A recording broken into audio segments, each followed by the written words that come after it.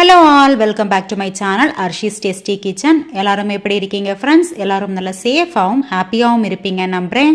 எப்பவும் போலவே இன்னைக்கும் நம்ம டெய்லி லைஃப்ல யூஸ் ஆகக்கூடிய நிறைய கிச்சன் டிப்ஸ், கிளீனிங் டிப்ஸ், சூப்பரான ஒரு ஹெல்தி ரெசிபியோட தான் வந்திருக்கேன். வீடியோவை ஸ்கிப் பண்ணாம முழுமையா பாருங்க ஃப்ரெண்ட்ஸ். கண்டிப்பா நான் சொல்லியிருக்க டிப்ஸ்ல ஒன்னாவது உங்களுக்கு யூஸ்ஃபுல்லா இருக்கும். இந்த வீடியோவில் நான் சொல்லியிருக்க டிப்ஸ் உங்களுக்கு பிடிச்சிருந்தா இந்த சேனலுக்குமே சப்போர்ட் பண்ணி இந்த வீடியோக்கு ஒரு லைக் கொடுங்க. அப்படியே உங்கள் ஃப்ரெண்ட்ஸ் அண்ட் ஃபேமிலியோட நிறைய ஷேர் பண்ணிக்கோங்க. இப்போ வாங்க வீடியோக்குள்ளே போயிடலாம்.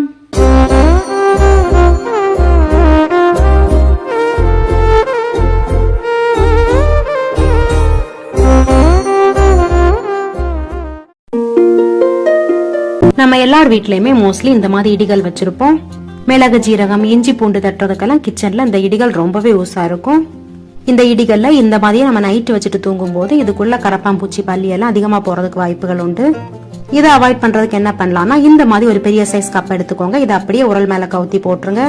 நாம எடுக்கக்கூடிய கப்பு இந்த உரலை ஃபுல்லா கவர் பண்ற மாதிரி எடுக்கணும். பாருங்க, இந்த மாதிரி எடுத்துக்கோங்க.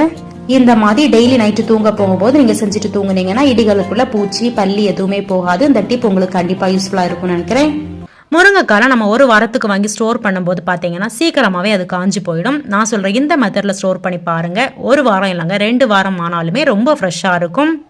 வீடியோவில் காமிக்கிற மாதிரி முருங்கைக்காவை இந்த மாதிரி சின்ன சின்ன பீசஸாக கட் பண்ணி எடுத்துக்கோங்க. இதில் இருக்கக்கூடிய நாரையும் ரிமூவ் பண்ணிடுங்க. அதுக்கப்புறம் நல்ல ஏர் டைட்டான ஒரு பாக்ஸில் போட்டு நீங்கள் ஃப்ரிட்ஜில் ஸ்டோர் பண்ணுங்கள். நான் இன்னைக்கு இந்த மாதிரி ஒரு ஸ்டீல் வாளியில் போட்டு தாங்க ஸ்டோர் பண்ணுறேன். இது பார்த்தீங்கன்னா 2 வீக்ஸ் ஆனாலுமே நல்லா ஃப்ரெஷ்ஷாகவே இருக்கும்.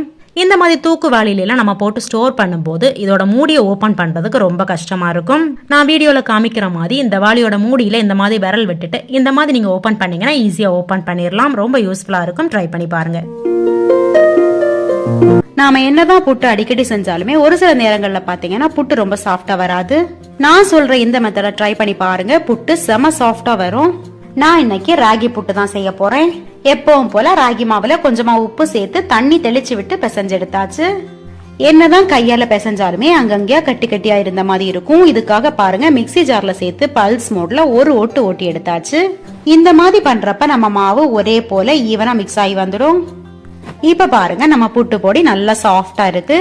இனி இந்த மாவுல நம்ம புட்டு வேக வச்சு எடுக்கும் போது நமக்கு நல்ல சாஃப்டான புட்டு கிடைக்கும். ராகி மாவு மட்டும் இல்லைங்க, இதே மாதிரி அரிசி மாவு, கோதுமை மாவுல புட்டு செஞ்சாலுமே இதே மெத்தட்ல ட்ரை பண்ணி பாருங்க. நல்ல சாஃப்டான புட்டு நமக்கு கிடைக்கும். ஆனா மாவு பிசையும் போது மட்டும் தண்ணியோட அளவை பார்த்து அளவா சேர்த்துக்கோங்க. இன்னொரு டிப் பாத்தீங்கன்னா, கோதுமை மாவு, ராகி மாவுல எல்லாம் புட்டு செய்யும் போது ஃபர்ஸ்ட் அந்த மாவை லைட்டா வாசனை வர அளவுக்கு வறுத்துக்கோங்க. அதுக்கப்புறமா புட்டு செஞ்சு பாருங்க. புட்டு நல்ல சாஃப்டாவும் நல்ல டேஸ்டாவும் நல்ல மணமாவும் இருக்கும். ராகி உடம்புக்கு ரொம்பவே நல்லது. அதுலயும் இந்த மாதிரி ஆவியில வேக வச்சு சாப்பிடுற புட்டு ரொம்பவே ஹெல்த்திங்க. கண்டிப்பா வீக்லி ஒன்ஸ் ஆவது கண்டிப்பா செஞ்சு சாப்பிடுங்க. கொஞ்சமா நாட்டு சக்கரை சேர்த்து சூடா சர்வ் பண்ணுங்க. நெக்ஸ்ட் டிப் பார்க்கலாம் ஃப்ரெண்ட்ஸ். இந்த டிப் பாத்தீங்கன்னா லேடிஸுக்கெல்லாம் ரொம்பவே யூஸ்ஃபுல்லா இருக்கும். நம்ம வீட்டு பூஜை பொருட்களை சுலபமாக கை வலிக்காம எப்படி ஈஸியாக க்ளீன் பண்ணுறதுன்னு பார்க்கலாம். இதுக்காக நம்ம ஒரு சொல்யூஷன் ரெடி பண்ணிடலாம். இந்த சொல்யூஷன் பார்த்தீங்கன்னா ரொம்பவே எஃபெக்டிவாக இருக்குங்க. லைட்டாக அந்த சொல்யூஷன் நீங்கள் ஸ்ப்ரே பண்ணி தேய்ச்சாலே போதும், பூஜை பொருட்கள்லாம் சூப்பராக க்ளீன் ஆகிடும். இந்த சொல்யூஷன் ரெடி பண்ணுறதுக்கு 3 பொருள் போதுங்க. இதுக்கு நான் ஃபர்ஸ்ட் எடுத்துருக்கிறது பார்த்தீங்கன்னா லெமன் தாங்க. ஒரு பெரிய சைஸ் லெமனில் பார்த்தீங்கன்னா பாதி லெமன் நான் எடுத்திருக்கேன். ஒரு பவுலில் பாதி லெமனோட ஜூஸ் சேர்த்துக்கிறேன். இது கூடவே பார்த்தீங்கன்னா 1 டேபிள் ஸ்பூன் அளவுக்கு நான் லிக்யூட் சேர்த்துக்கிறேன். லிக்யூட் பார்த்தீங்கன்னா நுர வரதுக்காக நம்ம சேர்க்குறோம். எண்ணெய் பிசுக்கெல்லாம் இருந்துச்சுன்னா அந்த லிக்யூட் சேர்க்கறதுனால போயிடும். நீங்கள் பாத்திரம் தேய்க்கக்கூடிய லிக்யூட் இருந்துன்னா அதை சேர்த்துக்கலாம். டிட்டர்ஜென்ட் லிக்யூட் இருந்துன்னா அதை சேர்த்துக்கோங்க. இல்லாட்டி ஹேண்ட் வாஷ் இருந்தாலும் போதும். இதில் 3ல் ஏதாச்சும் ஒன்று சேர்த்துக்கோங்க. 3ஆவதாக இதில் சேர்க்கக்கூடியது பார்த்தீங்கன்னா லெமன் சால்ட் தாங்க. இது எல்லா சூப்பர் மார்க்கெட்லேயுமே கிடைக்கும். லெமன் சால்ட் நம்ம கடைகளில் வாங்கும்போது பார்த்தீங்கன்னா பவுடர் ஃபார்ம்லேயும் கிடைக்கும். இன்னொன்று பார்த்தீங்கன்னா நான் இப்போ வீடியோவில் காமிச்ச மாதிரி சின்ன சின்ன கிறிஸ்டல் ஃபார்மில் இருக்கும். இந்த லெமன் சால்ட் பார்த்தீங்கன்னா ரொம்ப ரேட்லாம் இருக்காதுங்க. ஒரு பேக்கெட் பார்த்தீங்கன்னா 10 to 15 ருபீஸுக்குள்ளே தான் இருக்கும். 1 டீஸ்பூன் அளவுக்கு லெமன் சால்ட் சேர்த்துருக்கேன். லாஸ்ட்டாக இது கூட 1 கப் அளவுக்கு நான் தண்ணி ஊற்றிக்கிறேன். இது சேர்த்து நல்லா ஒன்று மிக்ஸ் பண்ணி எடுத்துடலாம். மொத்தமாக இந்த லிக்யூட் நம்ம ரெடி பண்ணுறதுக்கு பார்த்தீங்கன்னா ஒரு 10 to 15 ருபீஸுக்குள்ளே தான் ஆகும். அவ்வளோதாங்க, நம்மளோட சொல்யூஷன் ரெடி ஆயிடுச்சு. இனி நம்ம வீட்டில் வேஸ்ட்டாக இருக்கக்கூடிய ஏதாச்சும் ஒரு ஸ்ப்ரே பாட்டில் இருந்துச்சுன்னா எடுத்துக்கோங்க. அதில் இதை ஊற்றி வச்சிடலாம். நான் இன்னைக்கு கோலின் பாட்டில் ஒன்று ஃப்ரீயாக இருந்துச்சு, அதில் நான் இதை ஊற்றிக்கிறேன். இந்த சொல்யூஷன் பார்த்தீங்கன்னா 1 month வரைக்குமே கெட்டு போகாது. நீங்கள் ஸ்டோர் பண்ணி வச்சிட்டிங்கன்னா தேவைப்படுறப்ப நம்ம யூஸ் பண்ணிக்கலாம். ஃபர்ஸ்ட் இந்த சொல்யூஷனை வச்சு காப்பர் பாத்திரங்கள்ல எப்படி ஈஸியாக க்ளீன் பண்ணுறதுன்னு பார்ப்போம். பாருங்க இந்த காப்பர் கப்போட கலர் பாருங்க, இது நல்ல கருத்து போச்சு. இந்த காப்பர் கப்பை இந்த ஒரு சொல்யூஷன் ஸ்ப்ரே பண்ணி எப்படி நம்ம கிளீன் பண்றதுன்னு பார்ப்போம். இந்த கப்பு மேல இந்த மாதிரி லைட்டா ஒன்று இந்த சொல்யூஷனை நம்ம ஸ்ப்ரே பண்ணி விட்டுறலாம். இதை நீங்க ஸ்ப்ரே பண்ணி விட்டதுமே பாத்தீங்கன்னா உங்களுக்கு நல்ல டிஃபரன்ஸ் தெரியும். அந்த கலர் பாத்தீங்கன்னா அப்படியே சேஞ்ச் ஆயிடும். அடுத்து இந்த மாதிரி கப்பில் எல்லா பக்கங்கள்லையும் ஒன்று ஸ்ப்ரே பண்ணி விட்டுட்டு கையால் தாங்க தேய்க்கிறேன். ஸ்க்ரப்பர் எதுவுமே யூஸ் பண்ணல. ரொம்ப கலர் மாறி போய் இருந்துச்சுன்னா நீங்கள் வந்து ஸ்க்ரப்பர் யூஸ் பண்ணி தேய்ங்க. இல்லாட்டி நார்மலாக இந்த மாதிரி கை வச்சு தேய்ச்சாலே போதுங்க. கை வச்சு தேய்க்க தேய்க்க நல்ல ஒரு ரிசல்ட் கொடுக்குங்க. நல்ல பளன்னு புது காப்பர் பாத்திரங்கள்லாம் வாங்கும்போது எந்த அளவுக்கு கலராக இருக்குமோ அந்த ரிசல்ட் உங்களுக்கு கிடைக்கும். இந்த மாதிரி நம்ம கிளீன் பண்ணும்போது பார்த்தீங்கன்னா நமக்கு கையில் பார்த்தீங்கன்னா எந்த வித அலர்ஜியுமே வராது. நம்ம சபீனா அதுக்கப்புறம் பீத்தாம்பரி இந்த மாதிரி பவுடர் யூஸ் பண்ணும்போது கைக்கு செட் ஆகாது. ஒரு சில சமயங்களில் வேலையுமே பார்த்தீங்கன்னா ரொம்ப ஈஸியாக முடிஞ்சிடும். ஒரே சொல்யூஷன் ஈஸியாக கிளீன் பண்ணி முடிச்சிடலாம். அதே போல் இந்த சொல்யூஷன் ரெடி பண்ணுறதுக்கு நான் ஊற்றின தண்ணி பார்த்தீங்கன்னா பச்சை தண்ணி தாங்க ஊற்றிருக்கேன். ஹாட் வாட்டர் எதுவுமே ஊற்றலை. கை வச்சு நல்லா ஒன்று தேய்ச்சாச்சு. பாருங்கள் நல்ல ஒரு ஷைன் கிடச்சிருக்கு பார்த்தீங்களா. லாஸ்ட்டாக இதை நல்ல தண்ணி வச்சு ஒரு டைம் கழுவுங்க. ஃபில்டர் தண்ணி யூஸ் பண்ணி கழுவிக்கோங்க. உப்பு தண்ணியில் வாஷ் பண்ணாதீங்க. இன்ஸ்டன்டான ரிசல்ட் கொடுக்கக்கூடிய ஒரு சூப்பரான சொல்யூஷனுங்க இது. லாஸ்ட் ஒரு காட்டன் கிளாத் வச்சு இதில் இருக்கக்கூடிய தண்ணி எல்லாம் தொடச்சிருங்க. அப்போ தான் ரொம்ப நாளைக்கு கருத்து போகாது. வருஷக்கணக்காக நீங்கள் க்ளீன் பண்ணாமல் வச்சிருந்த காப்பர் பாத்திரமா இருந்துச்சுன்னா நீங்கள் 1-2 முறை ஸ்ப்ரே பண்ணி விட்டுட்டு இந்த மாதிரி க்ளீன் பண்ணீங்கன்னா சூப்பராக க்ளீன் ஆகிடும். இது ரொம்ப ஈஸியான ஒரு மெத்தடுங்க. நம்ம பவுடர்லாம் யூஸ் பண்ணி க்ளீன் பண்ணும்போது கையெல்லாம் ஒரு மாதிரி ரொம்ப அழுக்காகும். ஆனால் இது பார்த்தீங்கன்னா எந்த வித அழுக்குமே இருக்காது. கையிலையுமே பார்த்தீங்கன்னா ரொம்ப ஸ்மெல்லாம் வராதுங்க. இதே மெத்தட்லேயே நம்ம மற்ற பூஜை பொருட்களையும் நம்ம க்ளீன் பண்ணி எடுத்துடலாம். ஸ்ப்ரே பண்ணி விட்டுட்டு கையால் ஒன்று தேய்ச்சி விட்டாலே போதும், நல்லா க்ளீன் ஆகிடுங்க. வீக்லி ஒன்ஸ் நீங்கள் க்ளீன் பண்ணுறதா இருந்தால் இந்த மாதிரி ஸ்ப்ரே பண்ணி கையால் தேய்ச்சாலே போதும். ரொம்ப எண்ணெய் கரையெல்லாம் இருக்காது. ரொம்ப விடாபிடியான கரை இருந்துச்சுன்னா மட்டும் நீங்கள் வந்து தேங்காய் நார் யூஸ் பண்ணிக்கோங்க. இல்லாட்டி ஸ்க்ரப்பர் யூஸ் பண்ணிக்கோங்க. நம்ம ரெகுலராக வாரத்துக்கு ஒரு முறை இந்த மாதிரி பூஜை பொருட்களை தேய்ச்சோம்னா தேய்க்கிறதுக்கும் கஷ்டம் இருக்காது. பூஜை பொருட்களும் பார்த்தீங்கன்னா எப்போவுமே பார்க்குறதுக்கு பளபளன்னு இருக்கும். வீடியோவில் பார்க்கும்போதே உங்களுக்கு தெரியும். இந்த ஒரு சொல்யூஷனை ஸ்ப்ரே பண்ண உடனே நல்ல ஒரு டிஃபரன்ஸ் தெரியும். இந்த லிக்யூடை நான் ஸ்ப்ரே பண்ணி விட்டுட்டு ரீயூசபிள் கிச்சன் டவல் வச்சு தான் நான் இதை தேய்க்கிறேன். வேற எந்த ஸ்க்ரப்பருமே நான் இதில் யூஸ் பண்ணல. இந்த ஒரு லிக்யூடை யூஸ் பண்ணி வெள்ளி பாத்திரத்தையும் நான் க்ளீன் பண்ணி காமிச்சிருக்கேன் பாருங்க. இந்த வெள்ளி பாத்திரம் பார்த்தீங்கன்னா நான் வீக்லி ஒன்ஸ் இந்த விளக்கை நான் க்ளீன் பண்ணுறதுனால இது ஈஸியாக க்ளீன் ஆயிடுச்சு. அதுவே நீங்கள் ரொம்ப நாள் க்ளீன் பண்ணாமல் வச்சுருந்தீங்கன்னா இதை வச்சு க்ளீன் பண்ணும்போது இன்ஸ்டன்டான ரிசல்ட் ஒன்றும் கிடைக்காதுங்க. கொஞ்சம் கஷ்டப்பட்டு தான் தேய்க்கணும். வெள்ளி பொருள்லாம் க்ளீன் பண்ணுறதுக்கு ஏற்கனவே நான் ஒரு வீடியோ போட்டிருந்தேன். உங்களுக்கு வேணும்னா அந்த வீடியோ செக் பண்ணி பாருங்கள். டிஸ்கிரிப்ஷனில் லிங்க் கொடுக்குறேன். வெள்ளி விளக்கெல்லாம் நம்ம க்ளீன் பண்ணும்போது எல்லா இடங்கள்லையும் நமக்கு கையால் தேய்க்க முடியாது. அந்த இடங்கள்லாம் பார்த்தீங்கன்னா இதுக்காக தனியாக ஒரு ப்ரஷ் வச்சுருக்கேன். அந்த ப்ரஷ் வச்சு தான் நான் தேய்ச்சி க்ளீன் பண்ணேன். இந்த ஒரு சொல்யூஷனை வச்சு எல்லா பூஜா பொருளும் நான் க்ளீன் பண்ணி முடிச்சாச்சு. பாருங்கள் எந்த அளவுக்கு சூப்பரான ரிசல்ட் கொடுத்துருக்கு பார்த்தீங்களா. இந்த ஒரு சொல்யூஷனை நீங்களும் செஞ்சு வச்சுக்கோங்க. இதை நீங்களும் கண்டிப்பாக ட்ரை பண்ணி பாருங்கள். இந்த வீடியோ உங்களுக்கு ரொம்ப ரொம்ப யூஸ்ஃபுல்லாக இருக்கும். முக்கியமாக பிகினர்ஸுக்கெல்லாம் இந்த ஒரு கிளீனிங் டிப்ஸ் ரொம்ப யூஸ்ஃபுல்லாக இருக்கும். இந்த டிப்ஸ் உங்களுக்கு பிடிச்சிருந்தா வீடியோக்கு லைக் கொடுங்க. நம்ம சேனலை இன்னும் சப்ஸ்கிரைப் பண்ணாமல் பார்த்துட்டு இருக்கீங்கன்னா ப்ளீஸ் சப்ஸ்கிரைப் பண்ணிக்கோங்க.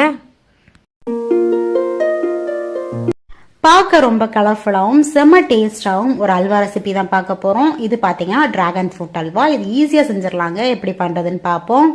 இந்த அல்வா பண்ணுறதுக்காக நான் இங்கே பெரிய சைஸ் டிராகன் ஃப்ரூட் ஒன்று எடுத்திருக்கேங்க. பிங்க் கலர் தான் எடுத்திருக்கேன். அப்போ தான் அல்வா நல்லா கலர்ஃபுல்லாக கிடைக்கும். நீங்கள் ஒயிட் கலர் கூட எடுத்துக்கலாம்.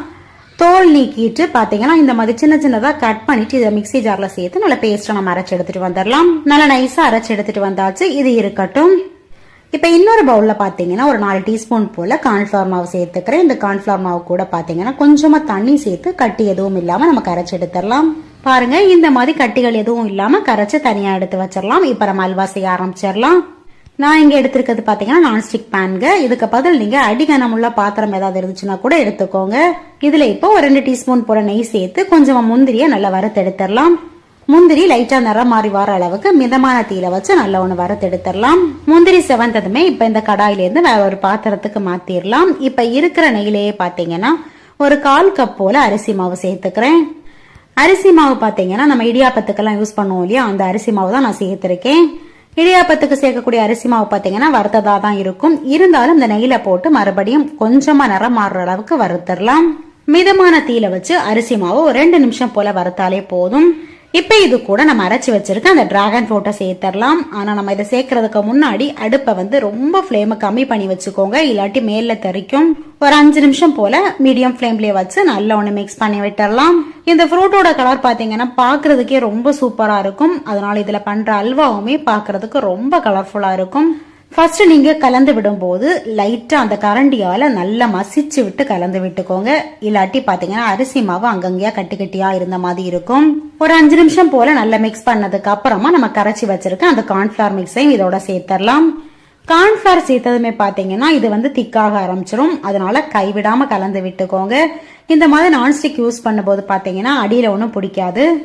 ஒரு 5-10 நிமிஷம் இந்த மாதிரி மிக்ஸ் பண்ணும்போது பாத்தீங்கன்னா இந்த மாதிரி கன்சிஸ்டன்சில வந்துடும். இதுக்கப்புறம் நம்ம இதுல இனிப்பு சேர்க்கலாம். இனிப்பு சேர்க்கறது பாத்தீங்கன்னா நம்மளோட டேஸ்டுக்கு ஏத்த மாதிரி நம்ம சேர்த்துக்கலாம். ஒரு சில டிராகன் ஃப்ரூட் பாத்தீங்கன்னா கொஞ்சம் இனிப்பு இருக்கும், ஒரு சில ஃப்ரூட் பாத்தீங்கன்னா அறவே இனிப்பு இருக்காது. அதனால அதுக்கு ஏத்த மாதிரி ஸ்வீட்டை சேர்த்துக்கோங்க. நான் இங்க சேர்த்திருக்கிறது பாத்தீங்கன்னா 1 கப் அளவுக்கு சுகர் சேர்த்திருக்கேன். இனிப்பு சேர்த்ததுக்கு அப்புறமா மறுபடியும் நல்ல ஒண்ணு மிக்ஸ் பண்ணி விட்டுறலாம். நீங்க மிக்ஸ் பண்ணும்போது அங்கங்கே அந்த அரிசி மாவு கட்டி கட்டியா இருந்த மாதிரி இருக்கும். அதெல்லாம் பாத்தீங்கன்னா உடைச்சு விட்டு நல்லா மிக்ஸ் பண்ணி விட்டுருங்க.